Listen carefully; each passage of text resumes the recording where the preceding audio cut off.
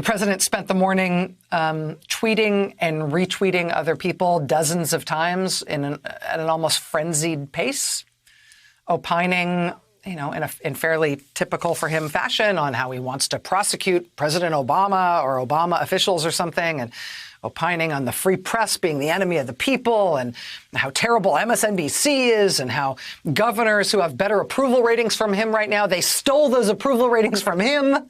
Those are his good approval.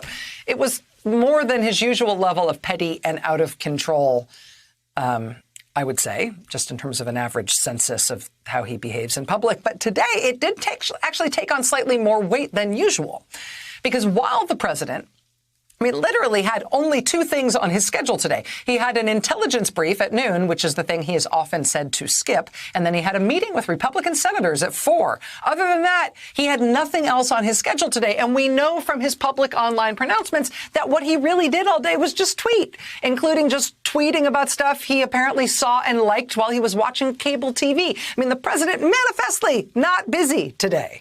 But while he was showing us that, today his lawyers at the same time were at the United States Supreme Court arguing that the president should be immune from any form of investigation, not just immune from prosecution, but immune from investigation, in part because responding to requests for information in any sort of investigation is such a hassle.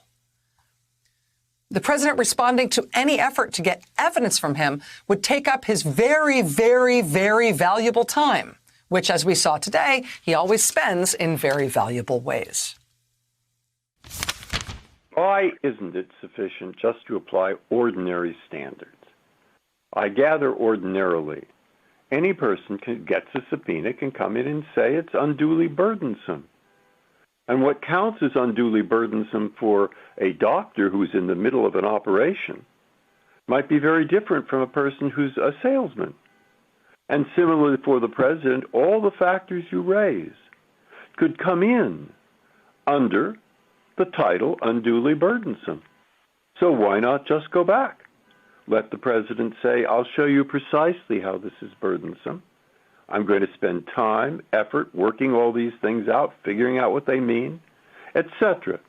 And if he shows undue burden and lack of connection, he wins, and otherwise not. That's true of every person. That's Clinton v. Jones. Why not the same here? Justice Breyer, the hypothetical you just gave, I think, proves the point. By the time you were to prepare, review, analyze the various requests, just in these three cases that we have today, shows the burdensome nature. And then to require the President of the United States, and as you raised in your opinion, in a concurring opinion in Clinton versus Jones, that burden is being met just by us being here. But to require the president to have to respond to each and every state district attorney that would like to... he would hire you, and he'd hire a lawyer to list what the burdens are. That wouldn't take a lot of time. And then he wouldn't be burdened because you'd go in and say what the burdens are. And if you're right, you win that case. They are saying the other side, there are no burdens here. Well, you say there are. So send it back and let them figure out what they are. I think doing that establishes the problem with an analysis of a case-by-case analysis. For instance, in this very case, in this subpoena found on page 118A and 19 of the petition appendix, there's a list of documents that are extensive. You would have to meet with the President of the United States. Could you imagine just for a moment, Justice Breyer, that and you said let's assume the President were to hire me, that I'm going to call the President of the United States today and say, I know you're handling a pandemic right now for the United States, but I need to spend a couple of 2 to 3 hours with you going over a subpoena of documents that are wanted by the New York County District Attorney. I know you're busy, but can you carve me out 2 hours? Can you carve me out 2 hours? Yeah, that would be a very good argument with many presidents. But with this president, you getting 2 hours with him to organize evidence related to, what these subpoenas about, evidence related to potential money laundering, bank fraud, insurance fraud, campaign finance felonies. Yeah, you need 2 hours.